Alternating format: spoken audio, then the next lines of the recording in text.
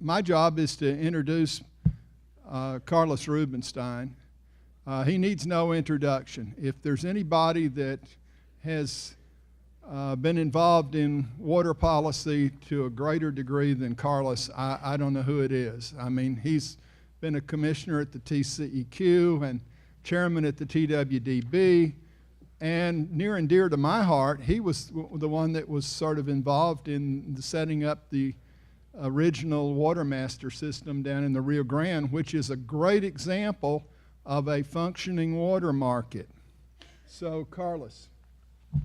Well, thank you. Thank you all for being here. That's a very kind introduction for the moderator, since I don't get to present today, but I am going to, because we've all been interacting on the presentations today, I'm going to be able to interject, and hopefully you all will too. I think you'll find this interesting. As Charles Porter just walked us through in his history of water policy in Texas, groundwater development, groundwater ownership issues have evolved, and particularly in response to drought, and particularly following the drought of the 50s, and then in the establishment and the restrictions in moving water and surface water under Senate Bill 1. We've seen an explosive growth in groundwater conservation districts and groundwater development. And obviously all of this has been talked about this morning already, has occurred under the unique way that we manage groundwater in Texas, the rule of capture. Now, knowing that groundwater is never controversial, and knowing that nobody ever fights over groundwater, our panelists were somewhat at a loss as to how to make this presentation interesting, but I think that they have found a way. Seriously, we all recognize the vast and valuable resource groundwater represents for Texas. And yes, we all recognize the many complexities that affect groundwater ownership, regulation, and development. Understanding the economics is not only important, but necessary. Our panelists are going to walk you through their presentation. They're going to tag team it. They'll walk you through some misconceptions and then offer some ideas on how perhaps we could find a better way of managing such a precious resource. It's not an easy topic, but I know that you will find it interesting, and we look forward for your questions at the end of the presentation. So with that in mind, please help me welcome James Griffin, Senior Professor of Economics and Public Policy at the Bush School and Texas A&M, and Ryan B. Williams, Associate Professor, Agriculture and Applied Economics at Texas Tech University and Associate Professor, Texas Agri-Life Research. Jim, you have it. Thank you. I puzzled about why is it that water is such an emotional topic. It's not quite up there with sex, politics, and religion, but it's pretty close. It's a pretty close fourth, and it's something that people disagree about, and I think there's a good portion of the disagreement comes about because of misconceptions. And I want to try to get us past the misconceptions. I want to see if my other panelists agree with me, because we've got some pretty high-powered economics right here on this table.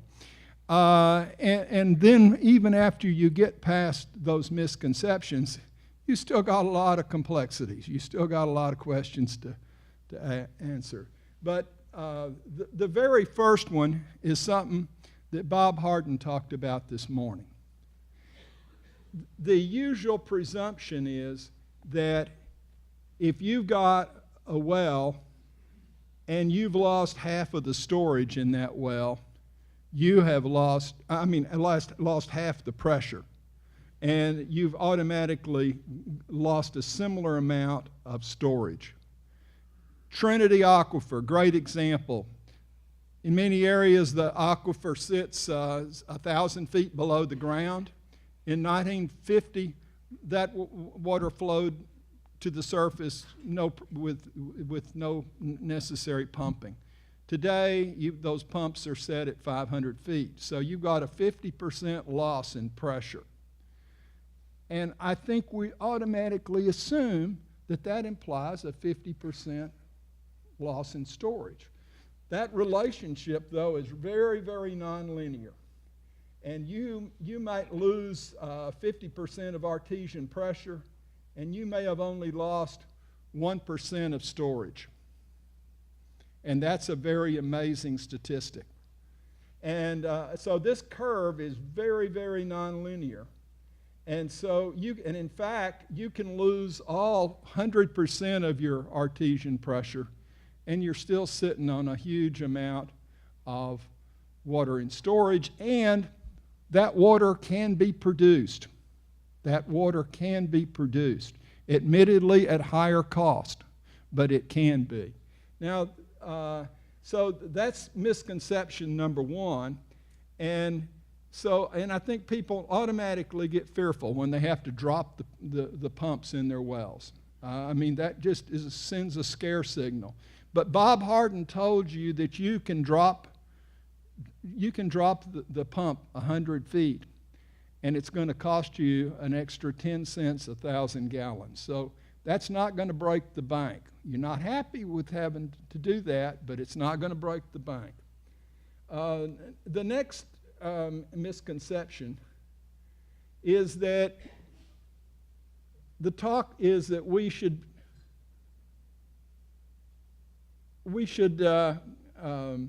limit pumping to actual recharge. And from a sustainability point of view, that just seems intuitive, doesn't it? Because, you know, if you think about that aquifer there, if we only pump what is recharged to the aquifer, it can be maintained in that situation indefinitely.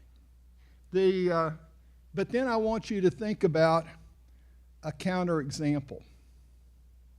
And the counterexample is think about an aquifer where there is no recharge at all. And if you set pumping to equal recharge, pumping would be zero, wouldn't it? Now, that would mean that no generation, not today's generation, no future generation, would ever derive any benefit from that aquifer. Now, the Trinity Aquifer is a good example. Case in point, the recharge is so small relative to the size of the aquifer that the storage is 14,800 times recharge. And so the question is,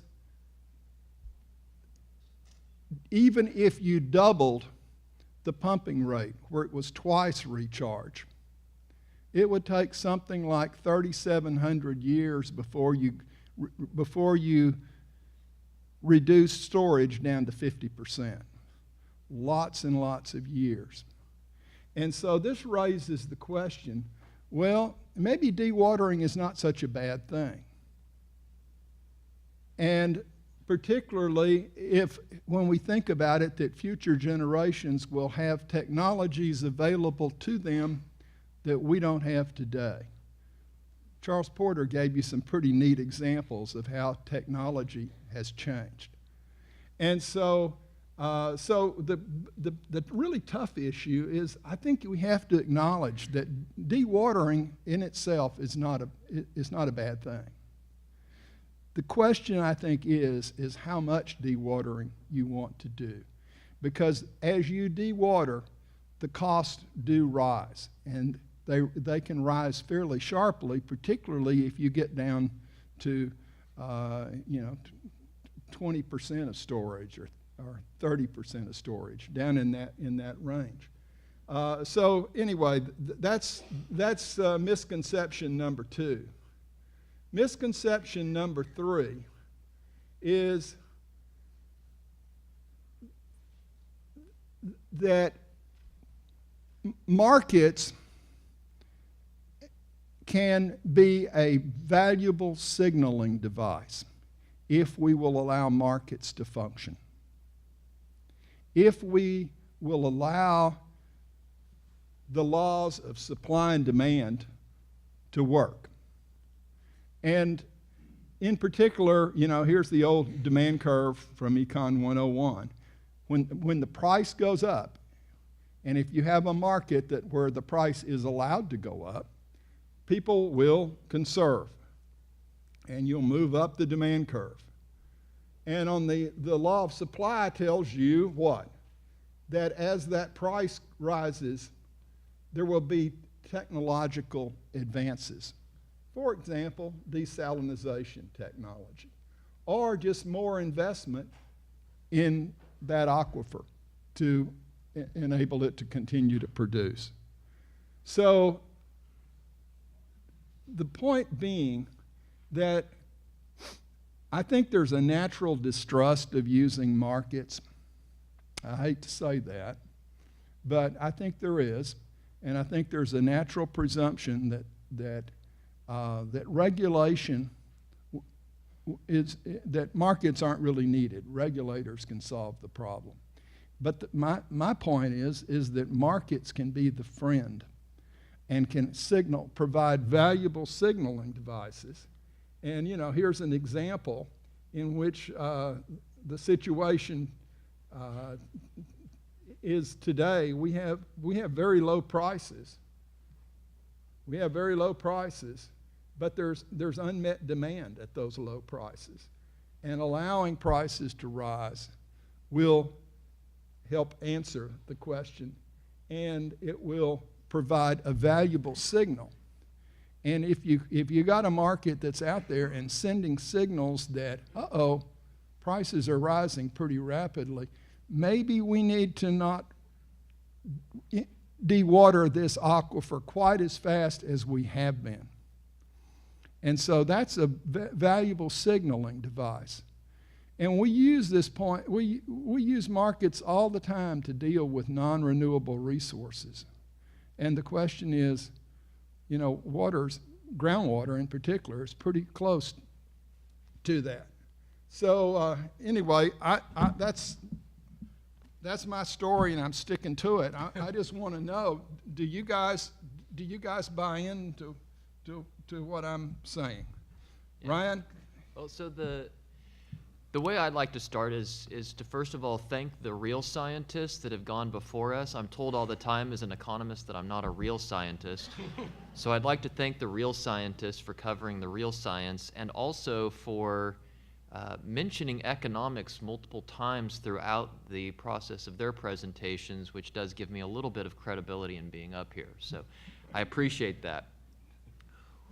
Dr. Griffin started off with mentioning that we are passionate about water, and that passion about water is socio-cultural. It's because water is life-giving, life-yielding, we view it differently. But that doesn't mean that it's not an economic good. Water is an economic good. It can be utilized to satisfy human wants and needs directly through consumption. It's also an input to the production of other economic goods and services, the food that we eat, the energy that we extract. All these lights in here are, well, maybe we're in Texas, so maybe they came from a wind farm, but typically in this country and around the world, electricity is generated through the use of water. And so it's a valuable economic good. It yields both direct benefit and indirect benefit as an input. It's scarce. We learned, I forget, I guess it was the very, very first session, we learned that scarcity and shortage are two different things. That was well done. If you're ever looking for an opportunity to lecture in a class, you could come cover my class for me. It is scarce. Water is scarce, and because it's scarce, it possesses value in exchange. So anything that we face trade-offs in choosing one thing versus the other, or we face a trade-off in its use, it creates value. It creates value particularly in exchange. Now, one misconception about water that when I work with graduate students, the introduction to the first paper they ever write for me will tell me that water is scarce. And I have to scratch through that, and I inform them that no, in fact, there is a global abundance of water. And so then they go back and they write, fresh water is scarce. And then I have to scratch through that and explain to them that no, there is actually a global abundance of fresh water. It's housed in glaciers and aquifers and in a system of water. What we have is a local scarcity of water, fresh water, or really of a particular type of fresh water. And that's where we have a little bit of a problem. While fresh water or water is an economic good, it's not a normal economic good. Again, that passion that arises, we don't get that passionate about our iPod or our iPad. Well, maybe some people do. Little kids do. Little kids do. Yeah. But we treat it differently. It's a different type of economic good. And it's a different type of economic good because it is essential. The other thing that makes it tough is that it's fugitive. The water that we want, this scarcity of fresh water in a particular place at a particular time, that fugitive nature causes a big problem for us. We get snowpack in the Rockies. That snow then melts. It enters into a river system, and then it flows to the sea where it's no longer fresh water. We would really love to be able to capture all of that fresh water and use it at the time that we want it, where we want it. And we've done things. Technological advancements have allowed us to harness and to make water less fugitive, but it's still fugitive. Water is also a system. It's not just the water. Excuse me, it's not just the water that we have at a particular place in a particular time. We saw a beautiful picture earlier that showed water entering into streams from the aquifer and it being lost to evaporation and lost to transpiration. So again, it's this fugitive problem, but because it's part of a system, we know that water that has flowed to the sea, that has become salty and not usable for our purposes, is going to evaporate and enter back into that system that makes it fresh for us once again. And so that system is a very complicated process, and when we tweak with things, when we take water out of the aquifer, we have less intrusion into the streams and less transpiration. That leads to less water entering into the atmospheric system, which leads to less precipitation. And so as we make decisions about how to allocate water, we have to think about it as a system and not just about the water that we want when we want it. One of the biggest problems with water is that it's bulky. Water is heavy, it takes up a lot of space, and that bulky, takes up a lot of space water isn't really worth that much.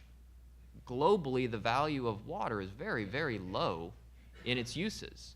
I estimated recently that the value of an acre inch of water used for production of corn on the Texas High Plains was between $5 and $12. An acre inch. So that's an acre of land with an inch of water sitting on it. And this is fresh like water. Now, it's not your drinking water, but between $5 and $12 is what that generates in value. Right? So that's a lot of water. Think about trying to put that into trucks and move it somewhere for a value of $5 to $12. Doesn't make a lot of sense. Right? So that's a challenge. And then water is not priced as a commodity, and because it's not priced, because we don't trade water, it makes it not a normal economic good. And while it's not a normal economic good, it is still an economic good nonetheless, which is important for us. The quantity of water demanded is inversely related to the price of water. When the price of water goes up, people will reduce the quantity of water that they wish to use. It's very simple. There's a reason that municipalities often don't raise the price of water in response to drought. Why is that?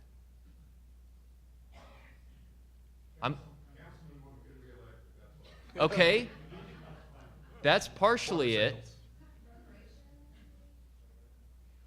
Where does the city get the money to maintain the water system? Sales, revenues, right? Price times quantity. If the price goes up and people actually respond to that price increase and reduce the quantity of water that they use, then now we don't have the revenues that the city is banking on in order to, and maybe it's not just to maintain the system. Maybe that water or that money is needed for something else. And you can't blame that system. That system is what it is, but people respond to price change, and we know that. There have been a lot of studies to try to estimate this demand elasticity for water, And typically there is an agenda by the scientists that have done this work, and they evaluate this price elasticity at the current price being paid by residential and business users. And what they find is that, well, basically there's no response to price change. And the reason that there's no response to price change is that if you go from charging me $1 per 1,000 gallons to $1.10 per 1,000 gallons, I don't even notice. Right? I have no idea. In fact, I took a shower this morning. I wasn't in Lubbock, so I wasn't concerned about water conservation. And so I took a shower this morning, and my 8-year-old wasn't around to bother me. I took a shower this morning, and I don't know how long I was in there, but I used some amount of water, probably a lot of water. But I've gotten in the habit of, I have no idea how much water I use because I don't have to pay enough for it. If you had to pay a price that made you think about how much water you used in the shower, you would start to think about how much water is being pulled out of the system every minute that I'm in the shower, and you'd set a stopwatch. You'd get out of there as quickly as possible. So we can think of water as an economic good, and if we're going to think about it as an economic good, then why not think of groundwater as an economic good? One of the great things about aquifers, or our groundwater system, is that aquifers overcome the fugitive nature of water. They are storage. That's great. We have a pool of water that's available to us to withdraw. The question is, as we are here talking about policy, is who has the right to access these resources? And historically, in the state of Texas, as we've learned, the rule of capture determines that right. The rule of capture was reasonable in the past. Again, I almost don't even need to give this talk because everybody else has already said everything I was going to say. The rule of capture was reasonable in the past because at the first exploration of that water resource in an aquifer, we don't have a lot of competition for the resource. It's relatively abundant, and the rule of capture incentivizes the individual property owner to develop. Right? Development of irrigated agriculture on the Texas High Plains using the Ogallala Aquifer, when it didn't appear to be a lot of competition for that water resource, that was a good policy. It generated a lot of economic activity for the state of Texas. Go Texas, right? Right. The problem is that was great when there were relatively few people and the development was relatively small. But we don't live in that world anymore, and it's become problematic today. The marginal cost, so the cost of extracting an additional unit of water, is relatively low. And a producer, so an agricultural producer, we heard something like 93% of all of the water drawn out of the Ogallala is for irrigated agriculture. Those farmers, remember I am funded by Texas AgriLife, so I actually do like the farmers. But that additional cost, my profit maximizing behavior as a producer is to pump up to the point where the additional cost of pulling water out of the ground is equal to the value generated by that water. Well, if that additional cost of pumping water, we heard, what, 10 cents? Yeah. I mean, we're talking, not a lot of money to get that additional little bit of water out of the ground. So what that means is that when I produce a little additional yield by putting water on my crop and I'm going to sell it at market for whatever the price is, I might as well pump to the point that I can't pump anymore. That's my economic incentive. That's not necessarily a great economic incentive. Especially as technology has improved irrigation, we end up in a situation where that cost of extraction is lower and the value of that extraction is higher. We also have a problem with stock externalities, and this is really the biggest deal, and this is probably what everybody in here is thinking about, is that if I withdraw water to produce some cotton that ultimately becomes those jeans that we like to wear, if I withdraw that water now, it's not available for the city of Austin to consume in the future, or the city of San Antonio, or wherever you live that has voting power that might decide they want to take the water from West Texas. Which is a perfectly reasonable thing to try to do. The problem is that we don't value the future use of that water because we don't have a mechanism by which to do that. We don't have a market where we price the water so that people can hedge against future shortcomings. We don't have a way to buy up that water to be a safeguard. If we did, then we wouldn't have that big of a problem. In addition, that stock externality, it creates this issue just with irrigated agriculture. If I think about if someone were to come back from 100 years in the future and tell me that they could make 3 times as much cotton with the same amount of water that we use today, would I be upset about that? Would I wish that maybe I'd held on to that water for the future? I won't care, but that person from the future certainly cares, and they're going to be mad at me. And so balancing future needs with current needs is an important thing to consider as well. All right, so in the Ogallala, area of the Ogallala, again, some of this has already been talked about. Local conservation districts are used to address some of these issues. There's pumping limits that have been set on a per acre basis, which is not ideal because that doesn't allocate the water to its highest valued use. I have the same pumping right as my neighbor. I'm a good farmer, my neighbor's a bad farmer. Is that a good allocation of the resource? Not really. Or I might have the same pumping limit and I can't even use all of my water, and somebody else has a pumping limit that has excess water. It's not a very good approach. But you can't trade it. You Oh can't- no, can't trade it. Okay, that's the key. Nope.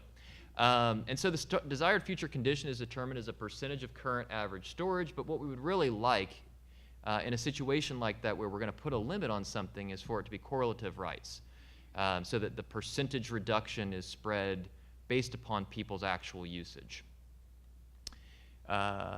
So what I would propose, and I guess this is sort of in line with where we're going with this, is we look at things like marketable permits. That if I have the ability to withdraw water, that water that I own, it would be nice for me to be able to buy and sell the right to that water, because if I can buy and sell the right to that water, it's going to flow to its highest valued use. So if I'm a low valued producer, then instead of using my water for whatever low valued crop I might produce, I can sell my right to somebody else who's going to get more bang for their buck with that water. This process has been successful in working with fisheries, another common pool resource, and also reducing environmental damages efficiently in the case of things like sulfur dioxide emissions. Rather than imposing a regulation equally across all users, in which case there's not going to be you're not going to take advantage of those marginal benefits for those that are more successful at allocating a resource. This is going to be a more efficient approach. So the question is, could this work for the Ogallala aquifer or similar, somewhat non-renewable aquifers in the future? As an example, the Edwards aquifer does have a market, a small market that's developed. There was a limit to total withdrawals granted in correlative rights, and that has led users to start to trade those rights in an effort to allocate those water resources more efficiently. Oh, very good. Thank you, Ryan. Well,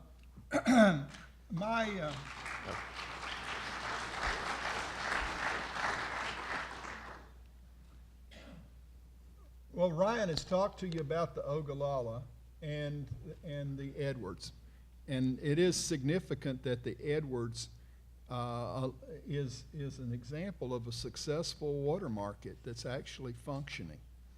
But my focus is on the big 3 aquifers where the big population density of Texas is concentrated.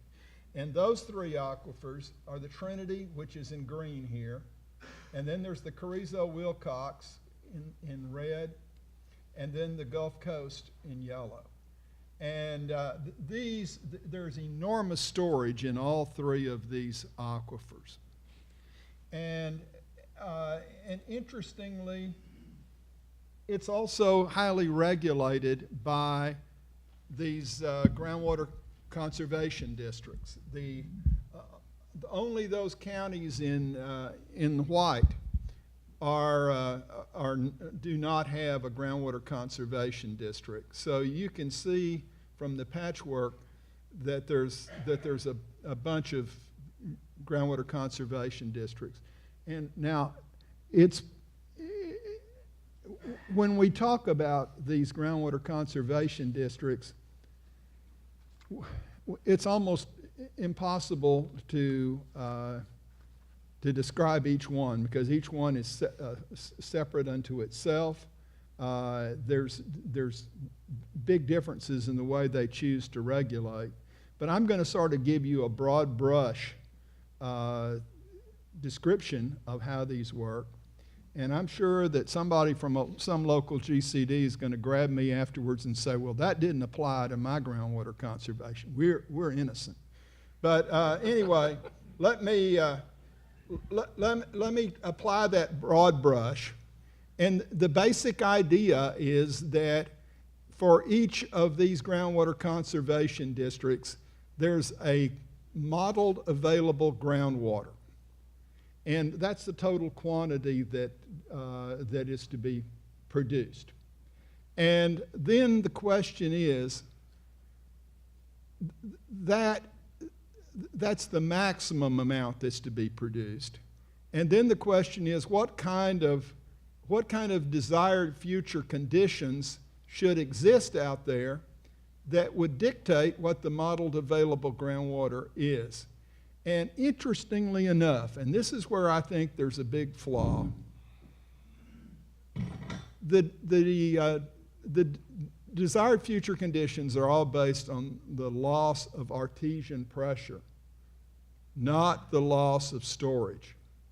Now that is fundamentally different than the Ogallala, right?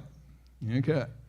And the effect of this is that when you simply look at the loss in Artesian pressure as a basis for how much you're going to allow to pumping, you end up with overly restrictive pumping limits. And that has created a real problem, because you've got the conflict between the existing pumpers and the wannabes.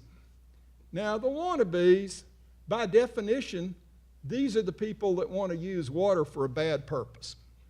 They're like a growing community. Or they might be export to some foreign city like San Antonio. And, whoa, here we are. And on the other hand, this system is really designed to protect the existing pumpers, because they are the ones that have their historical rights that were granted under the old rule of capture. And these are the irrigators that now can pump and buy and have access to water at a very low price. And then if you happen to be a city located within that municipality, you're grandfathered in, you're okay there too. And if you're an industry that happened to have already been there, you're okay. But if you're a wannabe, you're in trouble. And the effect of this is, from an economist's perspective, this is highly inefficient. It prevents water from moving to its higher valued uses. The examples of that Ryan were talking about. The other thing that's interesting is that it actually discourages conservation, because your historical users, they're granted a permit, and they have no incentive to use anything less than what their permit allows. No incentive at all. And so it's got this use it or lose it incentive. It's very discriminatory among landowners. You've got two groups, the protected and you've got the wannabes. And this has created a real problem for the local conservation districts. Lawsuits. And I submit to you, whether you're in a GCD or whether you're a wannabe that wants to get water, this is no fun. It's no fun on either side. The only winner here, these are some of our attorneys. Ed, are you out there? And so we've designed a system. He's still smiling. We've designed a system we're the only winner in this game. Oh, and there's a few hydrologists that get to testify as well. Okay, Bob, are you there? I just scratch my head when I look at this system, and here is basically 4 simple fixes that'll solve about 80% of the problem. It doesn't get the whole thing, but these are pretty simple to do, and these are things that in our capstone study, the students came up with this system. Daryl Peckham spent lots of time with those students. Thank you, Daryl. And the first thing they recognized is that we've got to have a correlative rights system. We got to get around this problem of the wannabes versus the historical pumpers. And a very simple fix to that is come out with a 2 acre-feet per surface acre, determine what the total amount of pumping that you want to allow in your GCD, and you open it up to new permits, and if it finally gets to where the new applicants and everybody is demanding more water than what can be sustained by your limit, your modeled available groundwater, then everybody cuts back proportionally, share and share alike. And that's a correlative rights system. It's fair. And the idea is that second idea is get rid of setting it based on Artesian pressure and the loss in waterhead. Come out with some rule, and we played around with numbers, and we're not talking about huge percentages. We found that if you went to I think it was, we fooled around with 1 to 2% of storage over a 50-year period. And that opened up the possibility of much greater pumping than what was available under and this would help eliminate the initial controversy between the historical pumpers and the wannabes. The other thing you got to do, and that is you've got to prohibit discrimination. GCD should not be in the business of deciding who the good users are and the bad users. That's just an invitation for lawsuits. And the other thing is our courts have defined what are beneficial use.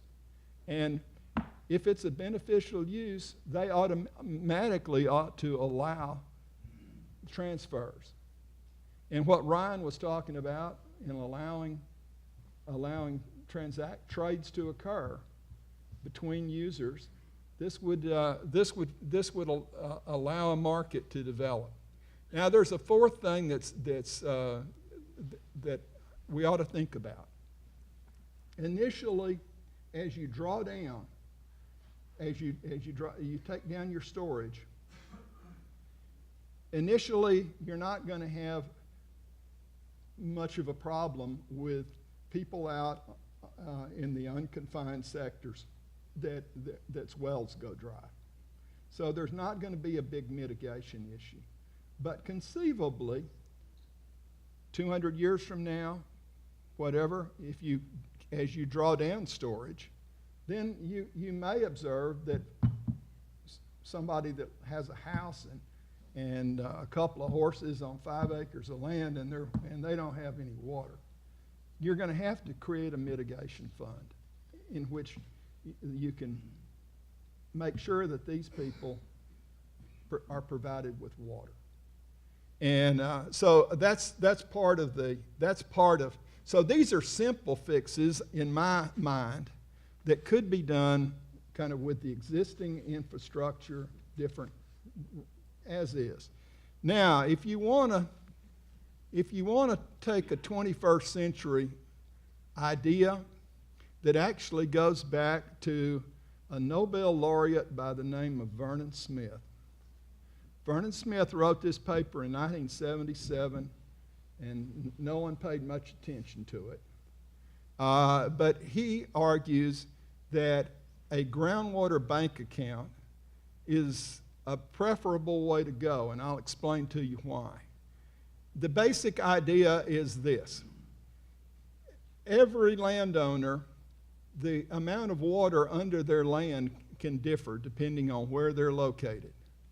Does the data exist to determine how much storage is under a piece of property? Well, our friends at the TWDB have data on 1 square mile increments, and they have estimates for each of these aquifers for how much storage is down there. So the world is fundamentally different today than it was in 1904 when they talked about how occult everything was. So the data exists that we could go and determine, for example, Farmer Smith, the data exists, and if he's got a half section of land, you take the total storage for the whole section, divide it in 2. That's his, and that's the basis for his bank account. Now, are you going to allow him to pump everything that's in his bank account under his land? No. You're going to say, well, we're going to limit. This is where regulation comes in. This is where you say, well, we're going to limit you over the next 50 years that you can't take more than 2%. I use 2%. You may use 1% or whatever, but we can argue about that later. But pick a number and some percentage of storage, and that 2% then becomes the basis for determining what his balance of acre feet in his bank account would be. Now here's Farmer Smith, and you'll notice here I've got the Evergreen Groundwater Conservation District, because our GCDs are going to have a new job. Instead of fighting lawsuits, they're going to be your local banker. And what could be better than having your local banker that's going to go out there and make sure that you're abiding by the terms of your bank account and your local people involved. And so in this case, here's old Farmer Smith. He pumped 100 acre feet that year. And so his bank account went down to 2,900. Next year, he pumped 150. His bank account goes down. Again, he keeps pumping. His bank account keeps going down. And look here. In 2025, he gets a credit. It's a recharge credit because we estimate the total amount of recharge going into that aquifer, figure out what his proportionate share of that aquifer is, and that becomes his recharge. So it's credited to his account, and bingo, his account went up by 100 acre feet. And then he comes along here, and look at that here. He decides that Farmer Brown was wanting to grow marijuana, and he didn't really want to do it, but he was willing to sell. He's willing to sell his water rights to Farmer Brown. So anyway, so he sells his water rights, and so Farmer Brown pumps, and but then the next year his buddy Jones decides, well, you know, he wanted to go to Hawaii, and so he sold his 100 acre feet, and so he buys it back from him, and then along about 2028. Our Farmer Smith, he's kind of environmentally social conscience guy, and he decides that he talks to these people from the Nature Conservancy, and he decides, okay, I just want to sell my water. All right, Nature Conservancy owns it. Well, do you think it gets produced in that 50 years? No, they're going to sit on it. And they may sit on it until such time as they think that it's really valuable to society's perspective to go on and pump it. And the way this system would work is it'd be set up every 50 years. You'd re-up the bank accounts in another 50 years, and whatever, if he hadn't sold his and he still had a balance left in that account, it would roll over to the next 50 years. Now, my point here is that this thing has an advantage that my simple fix didn't have. The big advantage here is that this is a conservationist best friend. Because now you have an incentive to leave the water in the ground. The use it or lose it incentive is gone. There's going to be a new role for nature conservancies that we haven't had in the past. I also think that this is good for the landowner. Because why? It basically tells the landowner that, hey, this really is your water, and you can do with it what you want. And so I think and in the process of allowing people to do with it what they want, you're going to create a market, and then that market's going to send signals of the price, and the price, it will help guide regulators when after 50 years they look and say, well, okay, what has happened to the price of water? Has it gone up very much? Well, if it shot up a bunch, you say, well, we're not going to give another 2%. We'll only cut it back to 1%. Or instead, if you've gone along and everything's price hadn't gone up much, you say, well, what the heck? Let's go on and give them another 2%. And for you folks in the GCDs, this would be a godsend, because now you are the local banker, and most importantly, there's no takings lawsuits.